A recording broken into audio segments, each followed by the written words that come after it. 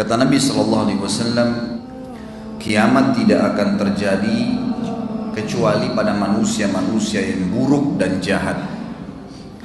Di dalam hadis Bukhari yang lain dikatakan, setelah Isa alaihissalam meninggal dunia, manusia mulai kembali lagi berbuat kerusakan sampai akhirnya terbit matahari dari wilayah barat. Selama belum terbit matahari dari wilayah barat ini, taubat masih diterima. Tetapi subhanallah, kiamat tidak akan dirasakan oleh orang yang beriman. Yang merasakan hanya orang-orang yang buruk dan kufur saja. Makanya kata Nabi SAW, sebelum terbit matahari dari barat itu, terakhir sekali, Allah subhanahu wa ta'ala akan meniupkan angin.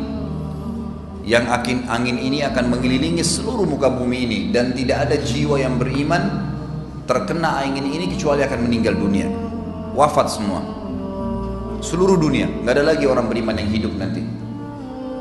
Pada saat itu kata Nabi SAW, Allah jadikan kiamat yang besar, dan yang menyaksikan kiamat tersebut adalah orang-orang yang kufur saja. Orang beriman tidak akan melihat itu.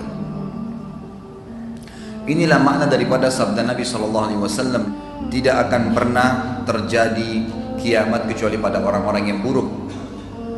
Pada waktu itu sebagian ulama mempertemukan antara dalil-dalil. Mereka mengatakan bahwasanya pada saat orang-orang beriman itu sudah meninggal semua, akhirnya wilayah Ka'bah pun sudah nggak ada yang kunjungin, mati semua orang beriman.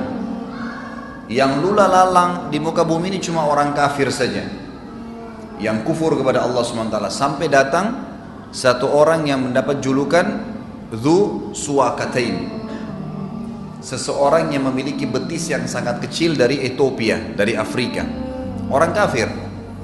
Lalu dia datang dan dia merobohkan Ka'bah, Kata Nabi SAW, demi zat yang ubun-ubunku dalam genggamannya, aku sekarang seperti sedang diperlihatkan oleh Allah bagaimana Dzu Suwakatain ini, orang yang berkulit hitam dari Afrika yang badannya kurus dan betisnya saking kecilnya sampai diberikan julukan Dzu Suwakatain, mencabut batu-batu Ka'bah satu persatu sampai habis. Sebagian ulama mempertemukan juga perilaku Dzu Suwakatain ini, kenapa dia hancurkan Ka'bah? Karena waktu itu tersebar berita kalau di bawah Ka'bah itu ada harta tersimpan. Maka dia pun berusaha untuk membongkar, dan tidak ada yang menahan dia pada saat itu karena memang tidak ada orang yang beriman lagi, sudah habis. Kalau ada orang beriman tidak mungkin dibiarkan, gitu kan. Ini terakhir sekali, kejadian ini terakhir sebelum terbitnya matahari dari barat. Karena kata Nabi SAW, kalau sudah terbit matahari dari barat, memang sudah tidak lagi orang beriman, tidak akan diterima taubat seseorang. Memang sudah tidak ada lagi orang bisa bertobat. Orang kafirin juga tidak tahu kalau mau bertobat seperti apa. Seperti itu kejadiannya. Dikatakan dalam ayat Al-Quran, disebutkan dalam surah Az-Zumar ayat 68 sampai 70. Dan pada saat itu, pada saat dipertemukan dengan hadis Nabi tadi SAW, tinggal orang-orang kafir saja, ditiupkanlah sangkakala, maka matilah semua yang di langit dan di bumi kecuali siapa yang dikehendaki oleh Allah. Yang tidak mati adalah para malaikat-malaikat yang Allah pilih, seperti 8 pemikul singgasananya Allah, Jibril, Mikail, dan Israfil. Penipu sangkakala sendiri tidak mati pada saat itu karena dia punya tugas meniup sangkakala yang kedua.